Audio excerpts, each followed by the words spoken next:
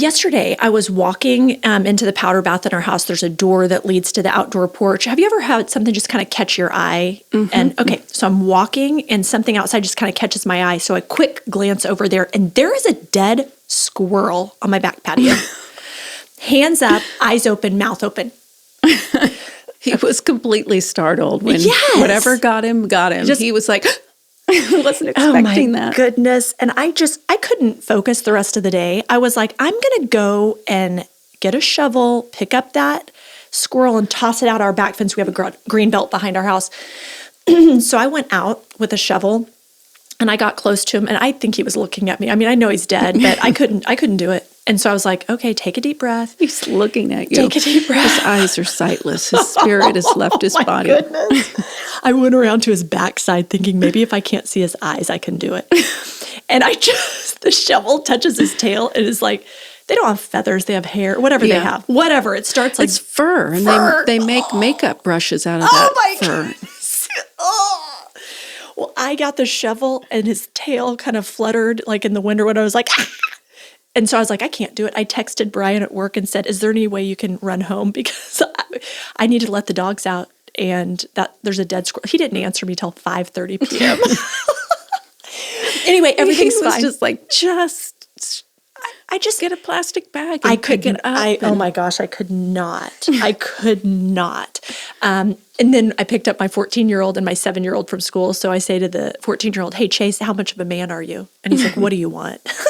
I wanted him to scoop up that squirrel. And he's like, I'm not doing it. So Eleanor's like, I am going to work with animals when I grow up. I can do it. And she did. She went right out there, her 7-year-old self, and scooped up that dead squirrel. I may never be the same again. I think I can top that story. No, you can't. I can't. I dare you. I went on a walk last night with Whip. Yesterday. Okay. Your yesterday story is going to top mine. I don't believe it. Go ahead. And as we're walking along, I see a dead squirrel on the side of the road. It reminded me of your dead squirrel because you had texted and said you had a dead squirrel on your patio, and it reminded me of your dead squirrel. So I went over to examine it, see what it looked like. Oh my goodness. And there, laying beside the dead squirrel, was a dead squirrel baby. Oh no! So the squirrel died in childbirth? Maybe the squirrel got hit by a car and died, and then the baby clawed its way out of the stump. I don't know. I think that tops your story, right? I didn't pick up the squirrel. If the baby squirrel clawed its way out of its mother's belly, you definitely topped my story. And then it died because it was cold and hungry on the side of the road. Oh my goodness. These squirrels are crazy. Guys, if you've enjoyed this story, let me introduce ourselves. I'm Heather George. This is my friend Jamie Jobe. Nice to meet you. This is Life in Motion, where we talk about life, the ups, the downs, the in-betweens, everything in between, including dead squirrels. Yeah, stuff you're not supposed to talk about. Yeah. Oh my goodness. Well, that's ridiculous that we both had dead squirrel situations yesterday. So we're going to talk about toxic people. And the reason I say let's talk about it within the church is because we're both believers. We're both pastors at our local church. And there's toxic people in the church. There are. I think often people think that if you give your life to Jesus, if you get saved, you become a brand new creation. True, scriptural and true. But we're talking about your spirit is brand new. And unfortunately, your toxic personality doesn't go away so easily. Yeah. As our friend Pete Scazzaro says, I'm not going to get the quote Grandpa right, but in my basically he bones. says, bet you've got grandpa in your bones, which is true. We have all of this stuff that's handed down to us from our families, all of these patterns of behavior that maybe toxic things in our families, because we're all dysfunctional on some level. There's no perfect person. No. And then we carry that over into our own families and into our friend relationships. And into the church. Now, you can button it up and you can walk in church with a smile and you can look like you've got it together, which a lot of people do. And just, how are you? Oh, I'm just blessed. But I would say, who knows you most? Who sees you behind closed doors? And we all have some stuff that needs attention. Yeah. Myself included. All right, so let's talk about some of these people that we see that... By name? No. Oh. No. Just kidding. I was just kidding. Okay. But if we were to typecast certain people that we see and maybe in some of their toxicity, what does that look like? And how do we either support them walking out of that, or how do we confront, or how do we avoid entangling ourselves with somebody who's not willing to deal with their grandpa that's living in their bones? Oh my goodness. The whole baby squirrel clawing out of the mom's stomach, and then the grandpa living in the bones is just too much for me for one day. Can we say, do we agree on this? We might not, but do we agree on this? Can we say for the course of this discussion that a toxic person is, maybe it's more than this, but a toxic person is someone that leaves you feeling exhausted? That's one of the ways. One of the ways. One of the ways. I think that in the body of Christ, we all would say we have Jesus in our heart, but grandpa in our bones. And with Jesus comes life, and it's a beautiful life. Your spirit, that eternal part of you, has been resurrected. But the earthly part of you has a lot of work left to do.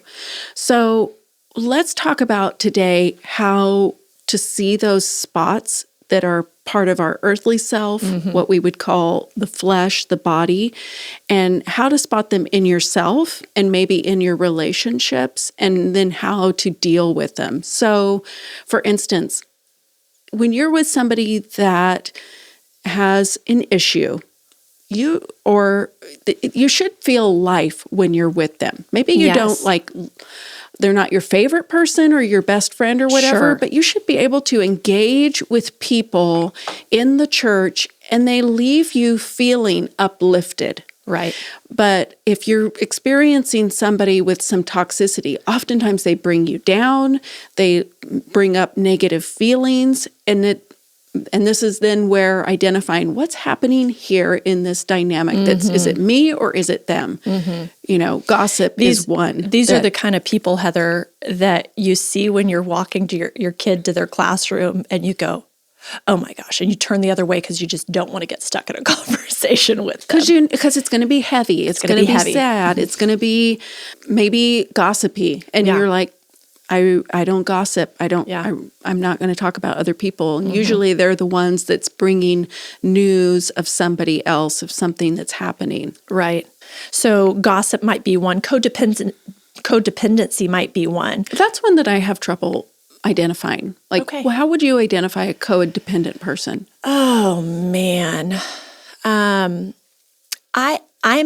I am personally, that's not something I personally struggle with, and I am such a strong personality that I have found I sometimes attract codependent personalities to me, and I think it's because in my healthiest state, I am willing to and can loan you my strength for a season. Like, let me help you stand up and face this. Let me support you.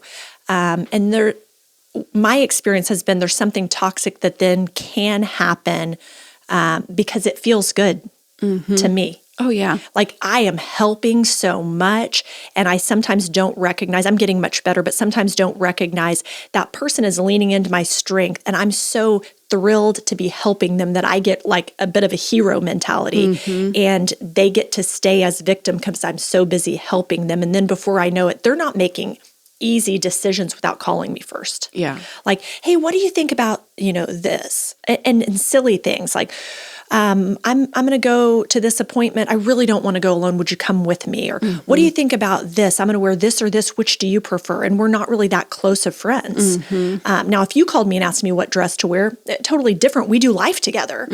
And I'm going to even know what else is in your closet that you didn't pull out and be able to really help you. But there's just some level of, I need your approval for everything before I can move. Codependency. That's similar to people pleaser. Yes. In the church, you meet a lot of people pleasers that are people that will, anytime you ask them to do something, they say yes, but then they're building up resentment and offense. And then they come to you one day and they're like, listen, I need to tell you that I am really upset with you because you keep asking me to do things and you don't see that I need a break or I need a hug or whatever. I'm trying to picture what I would say to someone who came up to me and said, you don't see that I need a hug. I'd be like, are you serious right now? I'm not really the kind of personality you come up to and say that to, but it's fine. But there are people that are willing to say and do whatever to make you like them. I know this happens inside and outside of the church. I was actually at a baseball game earlier this week talking to some friends that we have raised kids together playing baseball. And this lady was telling me that there is someone at their school that she's like, it's the weirdest thing. I've tried to be nice. I've tried to make friends with her. We've got kids the same age. I've tried to be kind, and she will not give me the time of day unless I'm talking to someone that's important.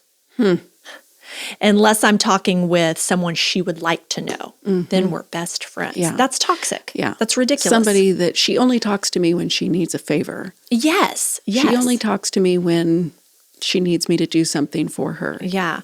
I felt this, and I will say gently, this is probably in some regards a sign of honor and in some regards totally dysfunctional. But, Brian and I were part of our church for 20 years before he came on staff.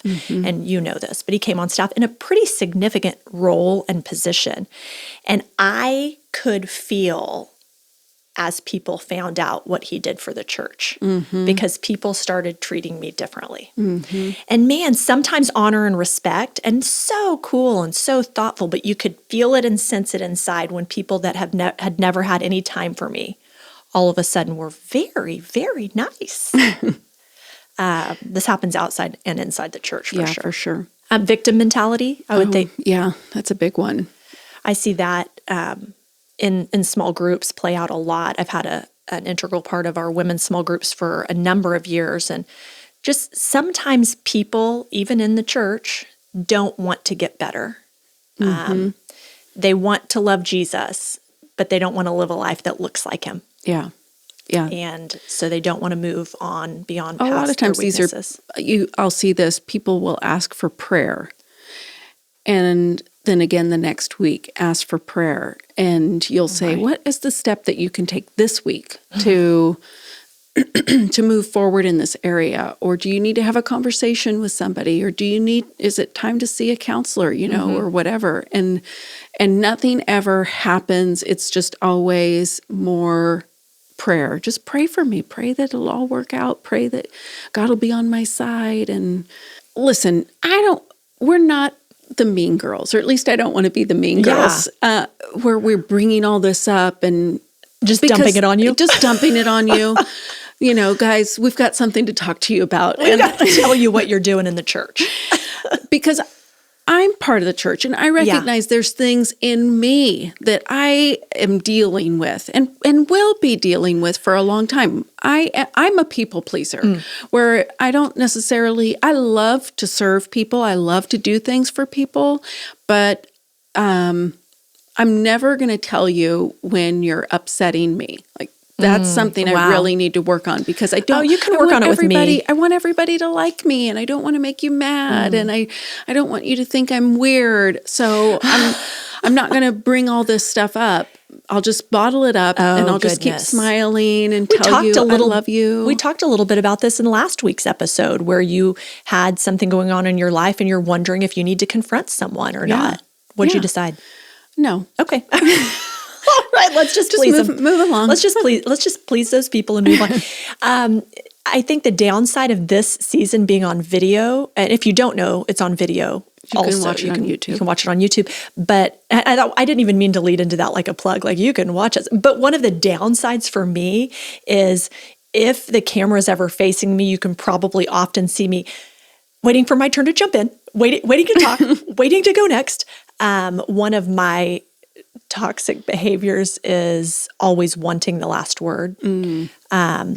Listening sometimes to determine what I'm going to say next instead of listening to hear the speaker. Man, it's funny. If you raise children, you'll see this. You'll see your negative tendencies come out of their mouths, and it's terrible. So like on my car ride to school, you can hear like 27 people. I don't have 27 kids, but it feels like it sometimes. 27 people all trying to get the last word. Yeah. Like all trying to just say something at the end to top it off, to exclamation point, or I'm right.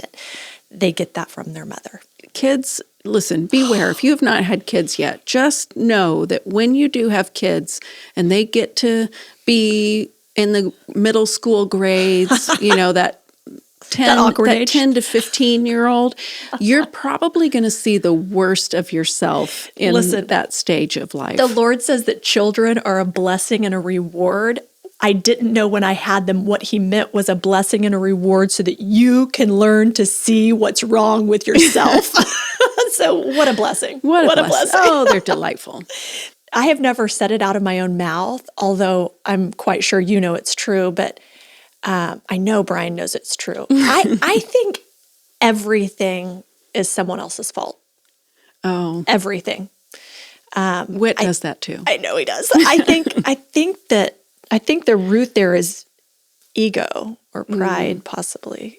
So what do we do to face our own toxicity? I love that word. It makes me sound so smart. To face our own toxicity and to protect ourselves from other people's toxic characteristics or toxic behaviors. Yeah.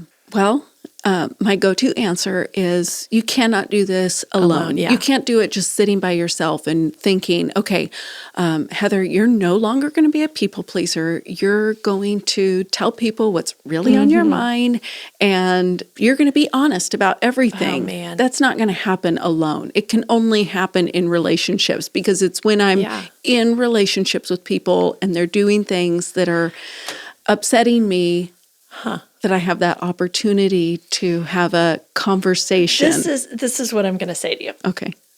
I hereby give you permission to tell me when I do something that hurts your feelings. And I'm saying that in a brave way because I have deep down hidden beneath the veneer of strength a little bitty issue with fear of rejection. But I think I could grow and learn from that if you would take the opportunity to tell me when I'm hurting your feelings. Wow. That is powerful. It's scary. It's scary, but but think about how powerful that is when we are in relationship with people. It's still powerful when the person that says it crosses their arms. Still. Body language. Okay, go ahead.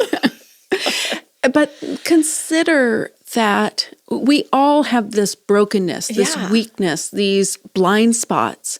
And that when we come to relationship with our hands open and saying, I'm a broken and flawed person and I want to grow, would you grow with me? Yeah. That we can do it together. And that is extremely vulnerable. I said it's it on the growing podcast, so I can't back out.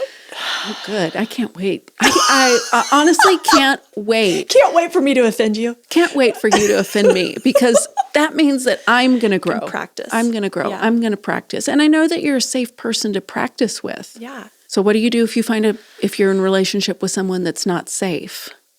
Oh, I think you have to have some firm boundaries.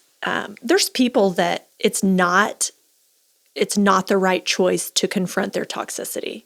It's the right choice to distance yourself a bit, to put some space between you and the other person. There's some people you have to just flat out cut out. Mm-hmm.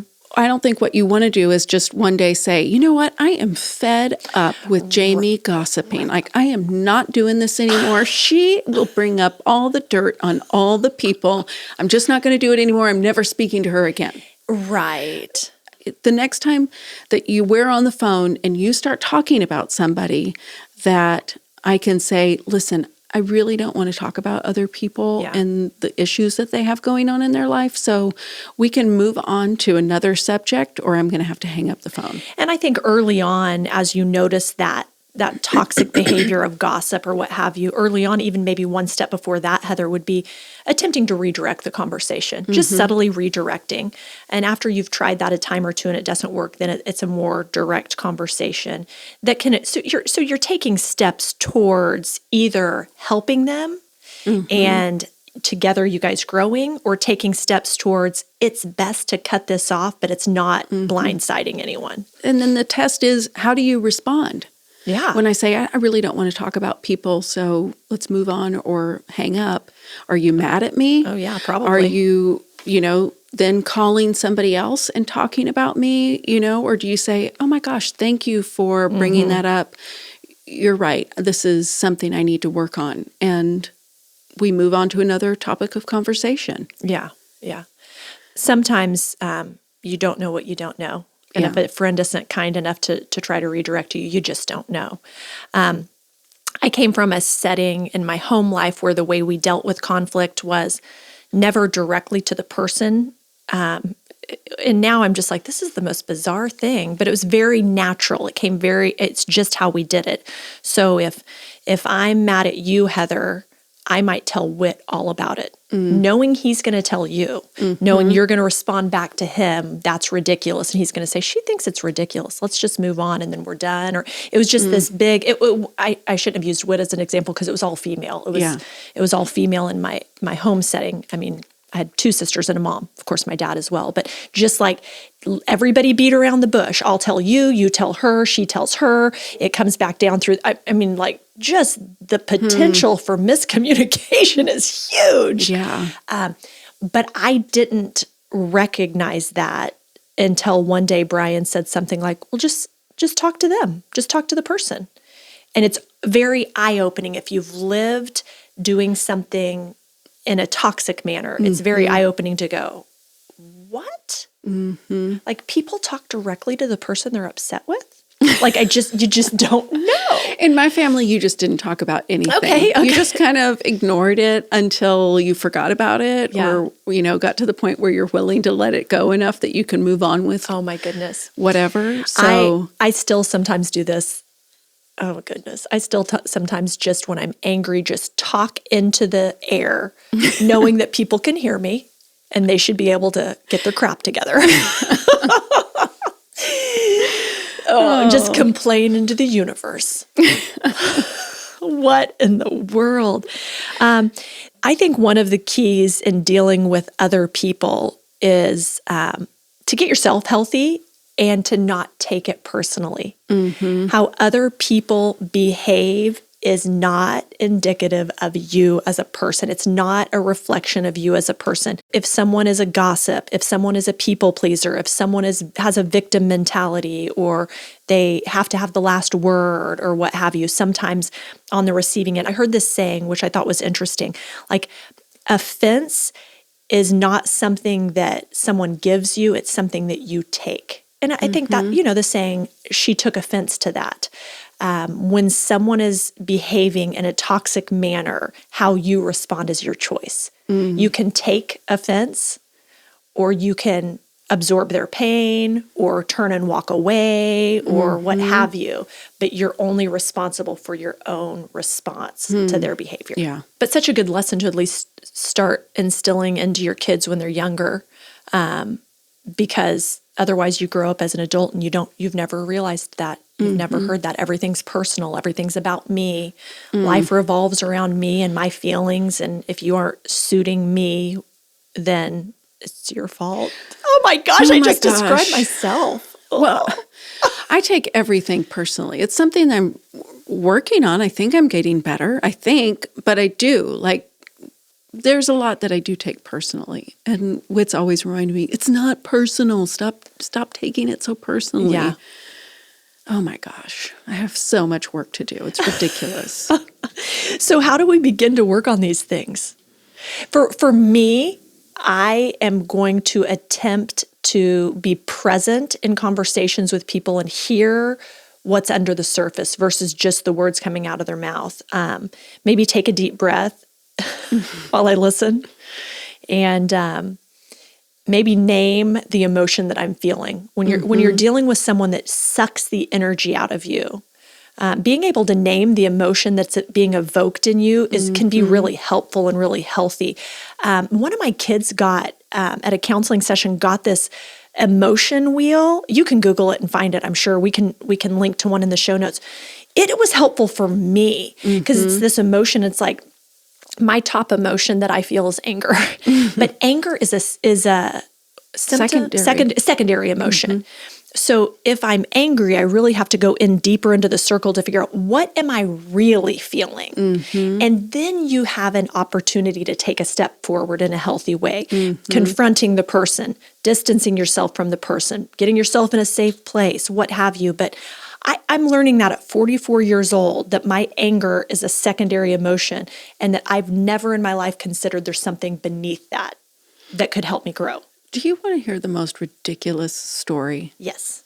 This just happened. It's ridiculous. This is how dysfunctional I am. Guys, I'm going to just tell this story, and I haven't told anybody this story because I've kind of been stewing on it for a few days to think, why did this get me riled up that I thought about this for like 24 hours? Those situations are the worst. And so I had to drop Lucy off for an appointment. I had to wait for her, and I had 30 minutes before I had to get back. And I was like, I need 5 things from the grocery store. I'm going to run to the store. I'm going to grab them really quick, get back, pick her up. While I'm in the store, I'm on the phone with Fran. And I, for some reason, went the opposite direction in the store. Like usually you go in the store and you start at the right and you go around this circle. Well, I go around the left this time. So weird. So I'm really having to concentrate on everything I need to get because everything's backwards.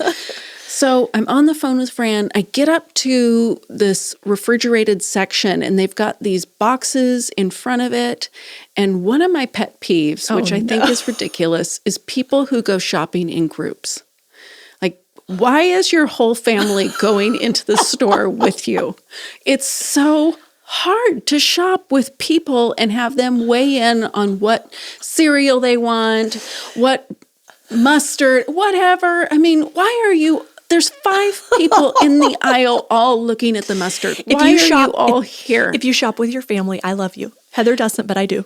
I don't understand it. I don't understand why you'd put yourself through that stress of taking all those people into the grocery store. It's a nightmare.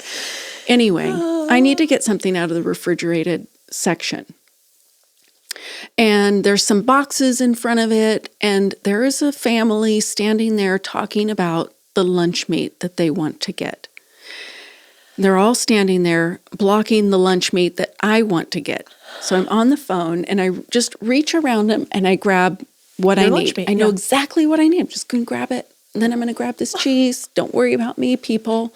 I don't say anything because I'm on the phone. But then one lady says, and I didn't pick up on it right away, sarcastically, oh, we must be in this lady's way.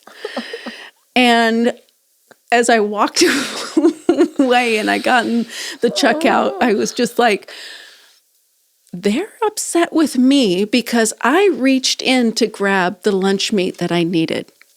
They're upset with me. They are upset with me. They're the ones that are shopping in a group, blocking the refrigerated section. Oh my goodness. And they're upset with me. And I thought about this. For a while, thinking, do I have a right to be offended here?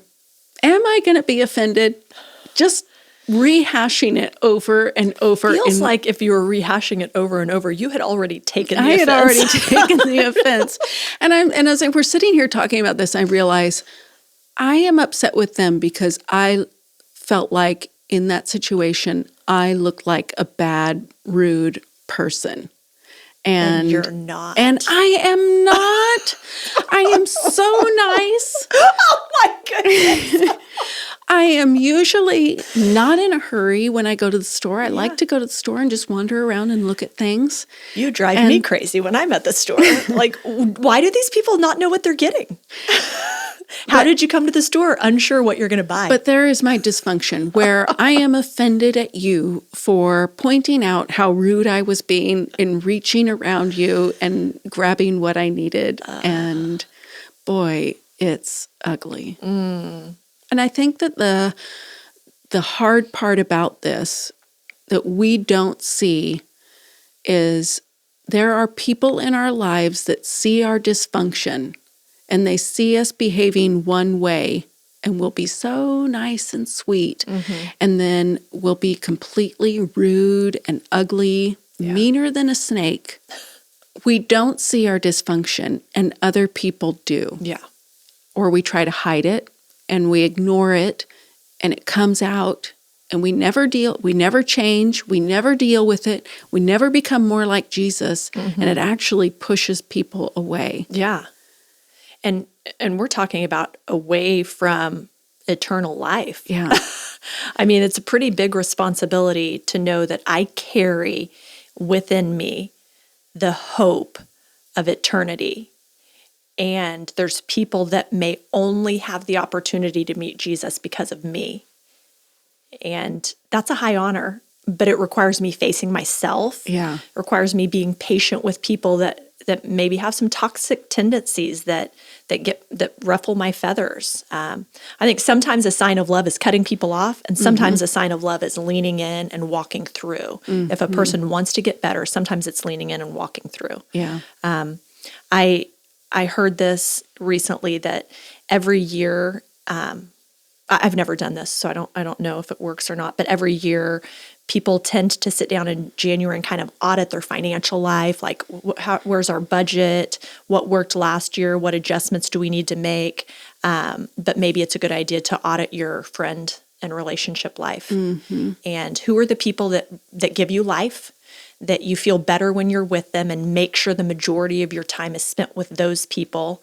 And then who are the people that drain you? And sometimes it's a coworker, and you can't cut them off. You're going to work on a project with them.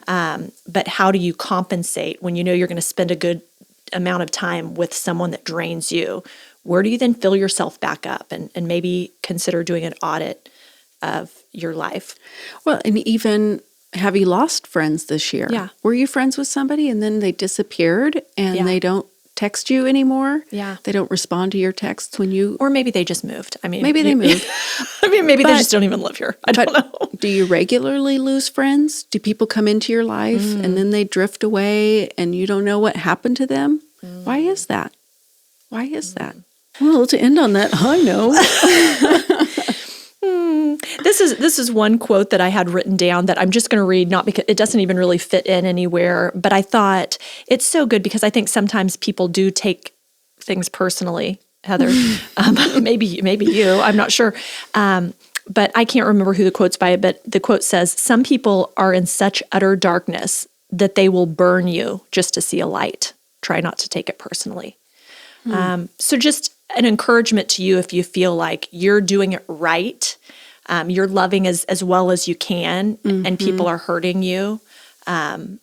Sometimes that's just the nature of a fallen world. Yeah. So, okay, Heather, what have you done in the last week that brought you joy, that filled you up, that it wasn't something you dreaded, but you enjoyed it, something in the last week, because we end every week on something that we have done either for ourselves or for others to bring joy. This season of life, I'm just doing the same two things over and over again. Planting flowers? Planting flowers and can't stop, won't stop. I mean...